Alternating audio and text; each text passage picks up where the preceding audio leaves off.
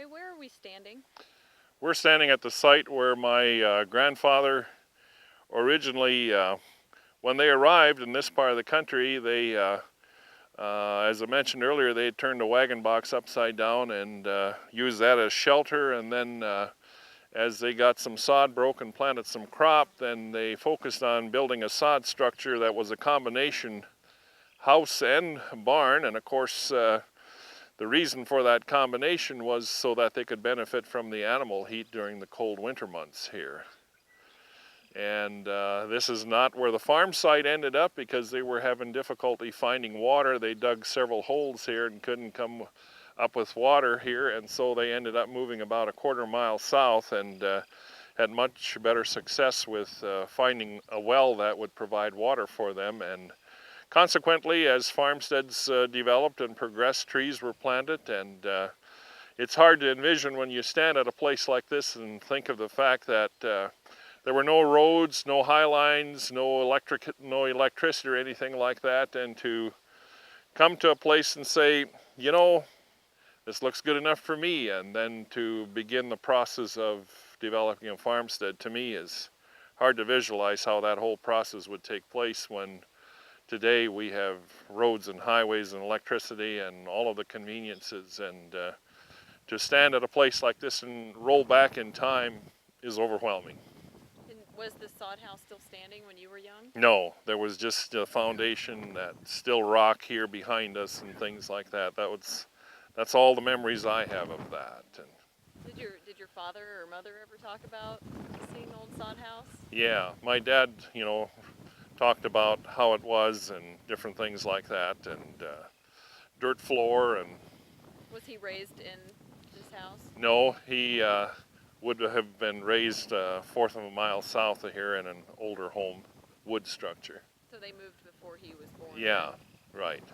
And do you know how long your grandparents lived in this sod house? I'm thinking it was probably 4 or 5 years, and then it just was used for storage and other things before it finally went to ruins, as most homes do when there isn't maintenance and things like that. So Are there any pictures of this house? I don't have any. Maybe my brother Robert, he's more of a history buff than I am. I think he might have some in his album somewhere, but I don't personally have any. Now, does most of your family know about the existence of the sod house? Yeah, it's kind of been a focal point, historically speaking, for all of us, at least that grew up right in this particular area here. And what kind of crops did your grandparents have when they first moved here? Do you know? Well, they stayed with the basics, the wheat, of course, and they did their own milling and for flour and oats for the animals, and I would say for starters it was probably wheat and oats and maybe a little bit of flax on new broken sod, which always was a good way to good thing to plant on new breaking and things like that. It was very basic. It was mostly a focus for survival of humans and survival of animals. And what kind of livestock did they have? Well, obviously horses was a big part of settling the plains here. They had a fair number of draft horses and cows that were used for milking purposes to provide the dairy products for the family, and it was horses and cattle, sometimes some hogs and so on, but everything kind of evolved around survival. It was for food purposes or for draft purposes, as in the case of horses and transportation and what have you. Now, would your grandmother, would she make cream and sell eggs Yes, for profit? yeah. In fact, I have very vivid memories of my youth being that same focus where Dad would pack up the eggs and haul them to town, and as well as cream and things like that. I have very vivid memories of milking cows by hand, separating and having cream cans and hoisting them into a truck or whatever, as well as the eggs. And how much would you usually take in? During peak, I suppose we'd have 20 gallons of cream a week and probably 30 dozen eggs or something like that, through the course of time. Now, is this still Erbele land? It is. It's always been ever since my grandfather homesteaded here. It's never changed hands.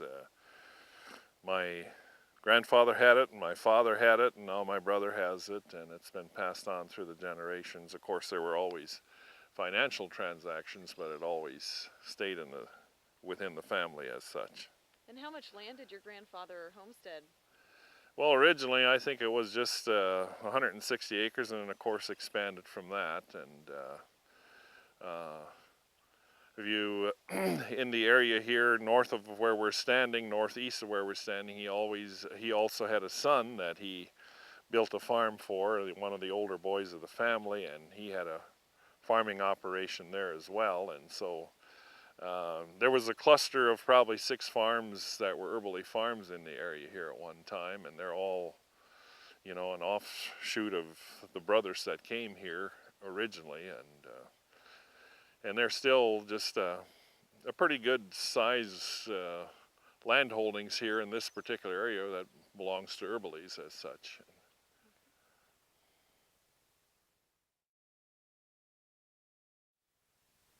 All right, Ray, we're standing at the place where you grew up. This is where I grew up. And when was that? I was born in 1945, and I was, I guess, all through my grade school, high school, went to college, graduated from college, and of course then how young people do, this is when they strike out on their own. And so up until that time, that was my home quarters. Still home, but my brother and his family live here, and feels like home anyway. Now, were you born on the farm? I was born in Jamestown Hospital. Jamestown. Have you ever heard an interesting story about that? Well, I was born in August. I was born August 11th, and my mom has very vivid memories of church bells ringing and all the different things going on. Of course, back in those days, the windows were open because there wasn't air conditioning, and all the bells ringing and all the commotion because of an end of World War II. And I jokingly have said to a lot of my friends over the years, I was the reason, after they saw me, that's the reason they decided to better end the war, because there was no point in moving on. Then your family moved out here. When was it that your family moved out to this farm? My grandfather got here in 1889, and of course, as all pioneers had to do, began the process of building a farmstead. And the buildings that are on this farmstead now, I saw most of them be built over the years. Obviously, grandfather had older structures that over time deteriorated and needed to be replaced, but most of what is here I saw being built during my youth and my teens and so on. And my brother's done a good job of maintaining and keeping things going. And what can you tell us about the buildings here? I mean, besides that they were built during your time, what were they used for? Well, the barn's obviously for animal shelter, and we had a dairy operation, not a big one. We milked cows and sold cream and things like that. We were never in a position to sell milk as such. And then we had a beef cattle operation in conjunction with that, and housing for those animals in the wintertime and in the spring of the year for calving purposes and so on. And then we also had a shop was erected to where we could take care of some of our own machinery and equipment maintenance type things. We were never into, overhauling engines or anything like that, but the day-to-day things that needed repairing and fixing and things like that, we were able to do that. And was that pretty frequent that you would have to fix? Well, obviously, as your operation grows and you have more equipment and you cover more acres, then maintenance becomes more of an issue as that whole operation expands too. So over time, it did become a very significant place of work. And do you know what this place looked like when your grandparents lived here? Well, I still have memories of the old house, the old barn, and some of the other older structures that they put up for beginning the farmstead. And yeah, I have very vivid memories of what those structures look like. And now, did it look like this as far as landscape? yeah, the landscape really hasn't been changed at all. This is kind of how you see it today is how it was. There hasn't been a lot of dirt moved or a lot of changes as far as the topography is concerned. And what about the trees and the plants? My grandmother planted most of the trees that you see in the background. She planted those with a spade. Had a very strong desire to add beauty, add wind protection and things like that. And a lot of those are still part of her efforts. And there weren't tree planters back then. It was just a trusty spade.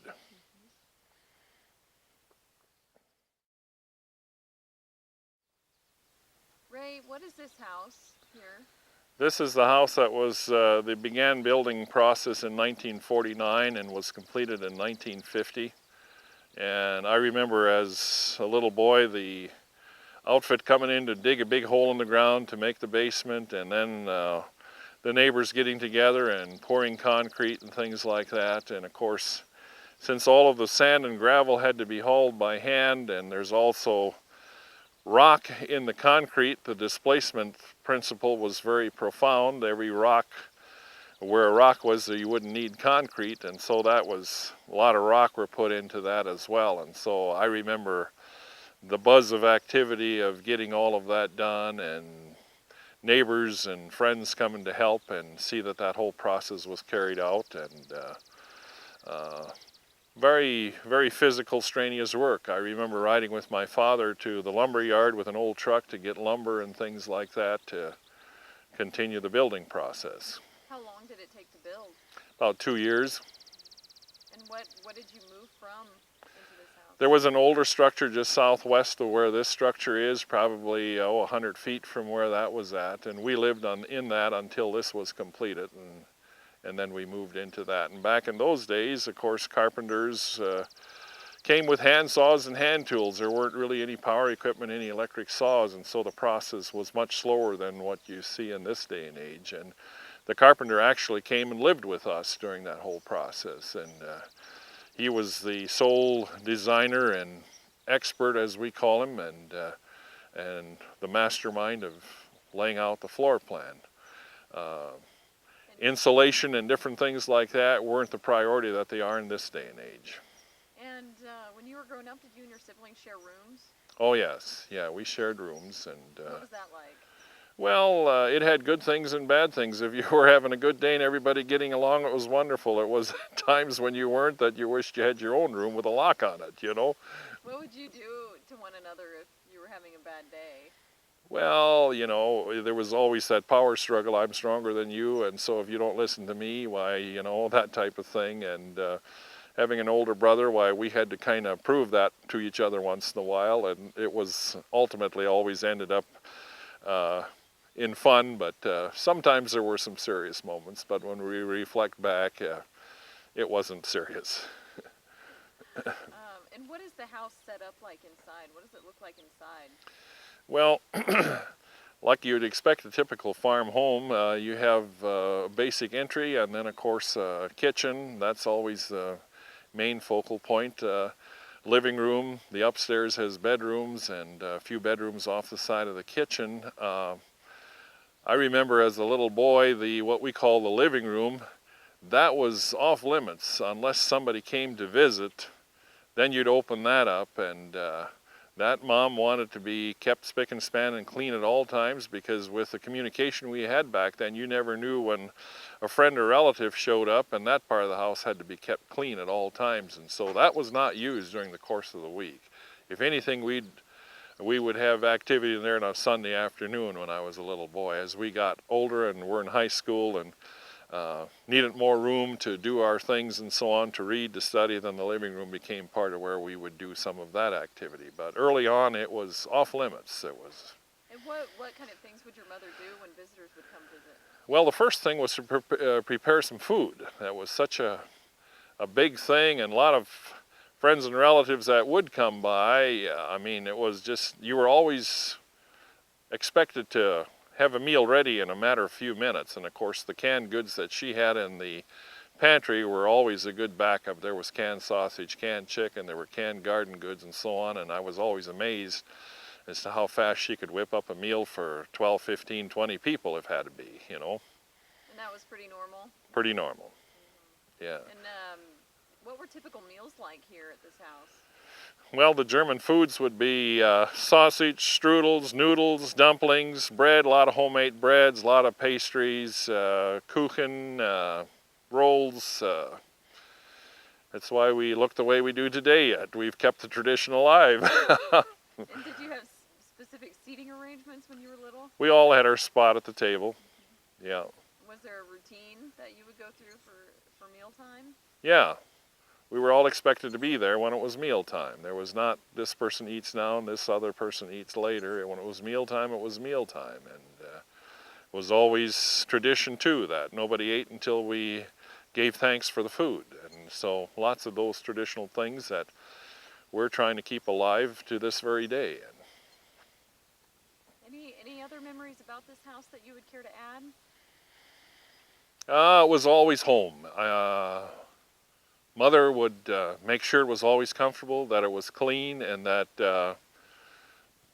it was a place for her that her family would hold in high regard. And when did this house get electricity? I think it was probably in 1950. I remember before that house, the previous home had we had a wind charger and the old series of batteries that would provide electricity. Very unreliable source of electricity, but there was some electricity. And I remember the big trucks coming to unload the highline poles that you see even today. And I remember the holes being dug and all of that. And I also remember when the lights were turned on the first time, so to speak. And yeah, ever since then it changed. Life has been different on the farm because of it. What was it like before the electric? Well, you know, on days where we didn't have enough wind to run the windmill, we'd pump water by hand. And of course, with the onset of electricity, we had a pump jack with electric motor that would pump water. And I mean, you name it, it was just all changed because of electricity. We had a cream separator we used to turn by hand that now we had an electric cream separator, and water heaters. We used to heat water on the stove, and now we had electric water heater that would provide us with the warm water that we needed, and just it affected every entity of our lives. What was bathing like? Did you all have to take turns? Had to take turns, yeah. We would probably, 3 of us or 4 of us, probably take a bath in the same water, you know. And that was brought in and heated on the stove and put into a wash tub, and that's where we took our baths. And how often? Once a week, whether you needed it or not.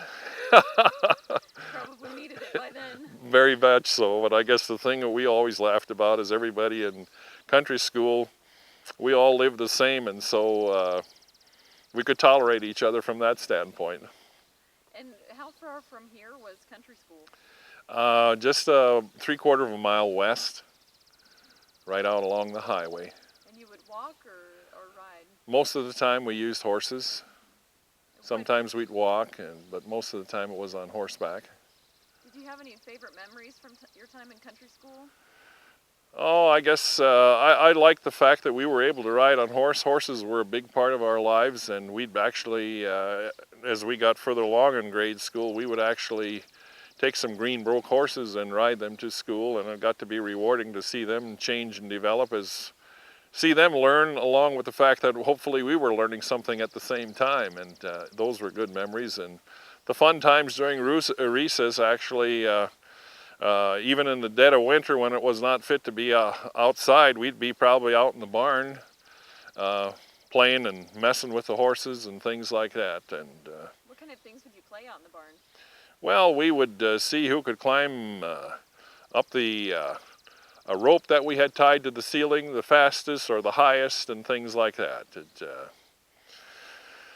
Nothing, you know, life-threatening or dangerous, but we would, I know a couple times when our windows on the schoolhouse were such that she could never see the barn. There was a few times we got into a discussion who had the fastest horse, that at recess time we would take them out, and we would race down behind the school barn to see who did in fact have the fastest horse. And so some of that went by unnoticed, but it was a pretty fun time for us to prove our point. that an after-school deal? Was during the recess time, Recess. How long were recesses then? half hour. Yeah. And what other kinds of things would you play during recess? We would, of course, in the wintertime, the old fox and the goose type thing, we would be real involved with that. We would play softball and things like that. Do you have a favorite activity? Well, anything to have some interaction with the other classmates. And I only had one classmate, but I should say the other students that were part of the school. And how many students were at that school? Do you remember? I think at peak for me it was probably 14. And what did the inside of that country school look like? Well, there was a place for us to hang our clothes, and there was what we called a washroom, and then the main part of the school where all 8 grades were in one room, and you had, small, medium, large size desks.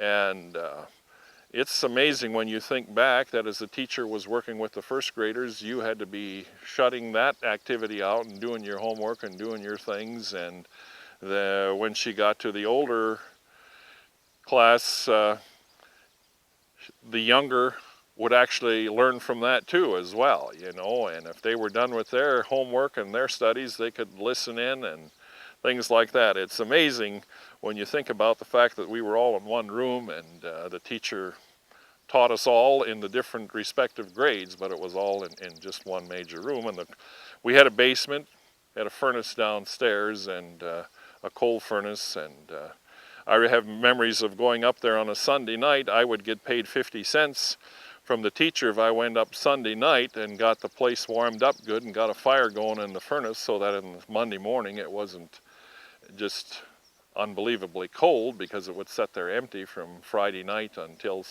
Monday morning. And so that was big money for me, because there was no overhead. I'd take my horse and ride up and start a fire and come back home, and thought I was generating a lot of income.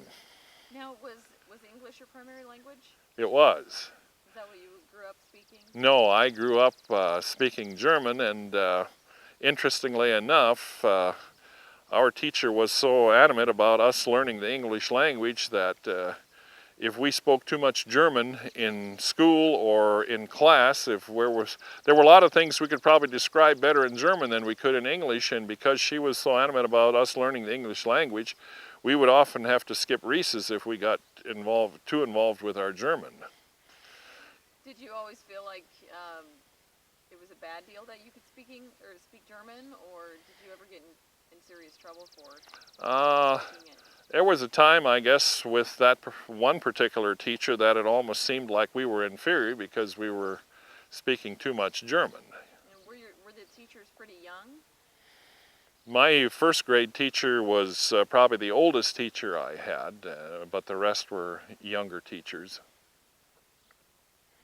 Any other thoughts or observations about country school that you would like to add? Oh, I guess I always enjoyed the fact that it was only 8 months. By mid-April, we were always at home, but when I got to high school, it was 9 months, but in terms of actually being deprived in education and learning, I don't think we really were. From an educational standpoint, it's just that what was offered to us and what was available to us was so much more limited, because we didn't have lyceum programs, we didn't have any of the other activities that the other schools in town and so on that had 9 months had. So we had a more just basic fundamental education, and in 8 months they turned us loose. And now, when you were in high school, what kind of subjects did you study? oh, the basics, and then I took physics and chemistry and what we would probably call college prep type things, and I didn't do the bookkeeping type stuff. I took I took algebra and advanced algebra because I knew I wanted to go to college, and what my interests were. I took courses that would lend themselves to something that I could pursue when I would be in college. Did you have a favorite subject? I liked the sciences very well. Now, when you were at high school, did you do any after-school activities? We were in basketball. Yeah, we played basketball, and there were really no other sports available at that time. Any activities that weren't related to school that you were involved with? Well, we were active in our youth group in church. That was the youth fellowship, as it was called, was a very active group, and we did a lot of fun things there that have some really good memories. Any that you can remember? Well, I think the thing that sticks out in my mind, one Sunday night a month, the youth had to be in charge of an evening service. We had to have, one person was assigned a topic to speak on, and then there was also special music that needed to be provided and things like that. And it was a very important stepping stone to spiritual growth.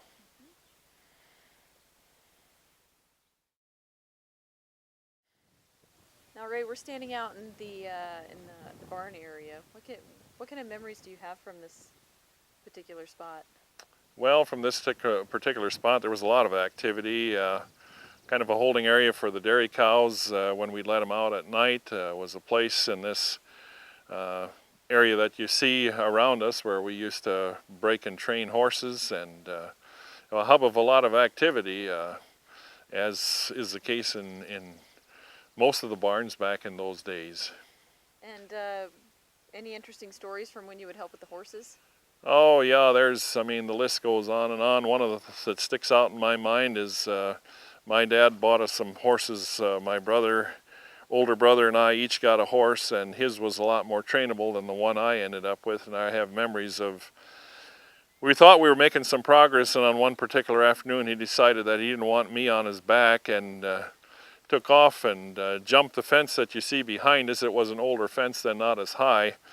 And I bailed out at peak and ended up in a snowbank, and the horse continued out into the pasture and just bucking with non-stop, and ultimately came back home without a saddle, bucked so hard, bucked so long, and when we found the saddle, the cinch hadn't even been opened. And so I was glad I wasn't part of that ride and kind of gave up on that, and that horse was ultimately sold to the rodeo outfits, and I think in a very appropriate place for a horse with an attitude like that. And how old were you then? I was probably a sophomore in high school then. So, but we had a lot of activity going on here all the time, as Dad, back in his early years when when the military still used horses, he raised a lot of horses for the U.S. cavalry and so on. So horses were a big part of our life, and breaking and training horses was kind of an ongoing thing. And of course, as technology changed and the use of horses became less necessary, that of course ultimately phased out of our lives, and but we still have good memories of that, and we still all have a tender spot for horses because of all of the good times we had doing that kind of thing. About how many years was your family in the horse training and breaking business? Oh, we didn't have it as a business. We just did it for our own use as such, and I suppose 40 years, something like that. And the last 10, 15 years, the onset of four-wheelers and the need to become more efficient and to hop on a four-wheeler and go rather than saddle a horse and to feed and provide for a horse. Unfortunately, so much in life today is about efficiency, and horses don't lend themselves that well to that.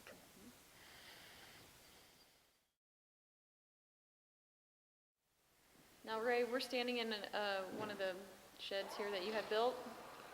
Yeah. Excuse me, this is a farm that I bought in 1969. Just a little farmstead, and since that time we have planted 28,000 trees.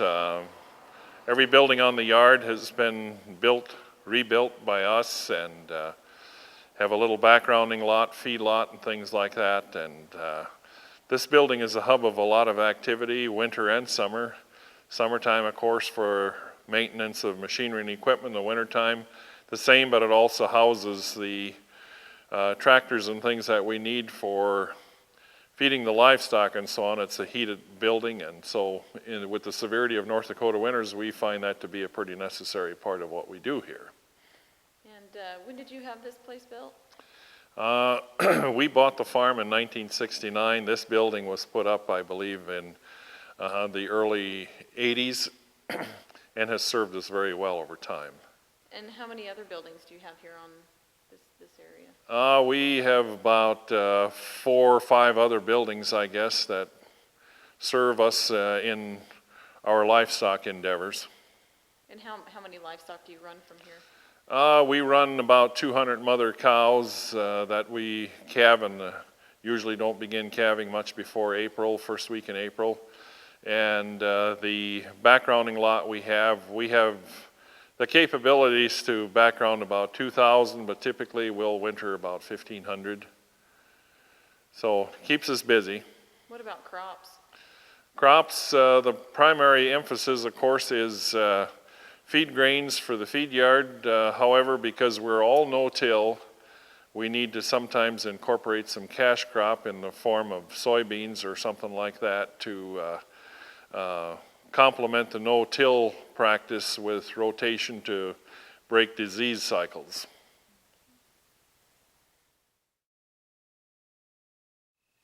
And Ray, we're standing in front of some of the feeder lots here. Now what do we have behind us? That's what we call our battery of herd bulls, and of course we've got them all fertility tested and have their feet checked for soundness and so on, and that'd be another 2 weeks or so before we begin our breeding season. And so they're in a holding area, and I guess one of the things we feel is real important is to have a good lineup of bulls, because our mating program is such that one bull will probably service 30 cows, and so when you think in terms of how he affects the offspring and what an impact they have, we invest quite a few dollars in buying the type of bulls that we think will complement our cow herd and produce us some desirable calves that will ultimately do well not only in the feedlot but also on the rail, which in turn makes a desirable product for the consumer. And so that opens a whole new avenue of thought as far as what the consumer likes, but leanness is important, and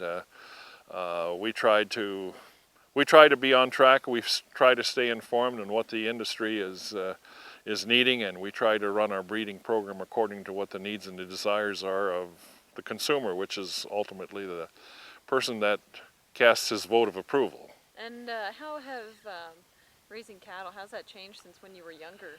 What was it like when you were younger? We never focused on things that we focus on when we look for a bull and we go through the information. Breeders today have just a whole host of information in their catalogs, including birth weight, including average daily cane. They'll also include ultrasound data and bat fat thickness and marbling and things like that, which ultimately determines the desirability of the end product. And so we emphasize things today in our selection process that in my youth, I remember my dad going to buy a bull and was just a visual appraisal. There was no numbers in any of the data that we have today. Wasn't even a thought. But what kind of things did you learn from your father that you still have used today? Well, I guess one of the things that he always emphasized was the bull needed to have daylight under him, he needed to have some length, and he needed to be sound in his feet and legs, and disposition was also an issue because you needed to work with him. And so some of those basic fundamentals haven't changed that we still need today.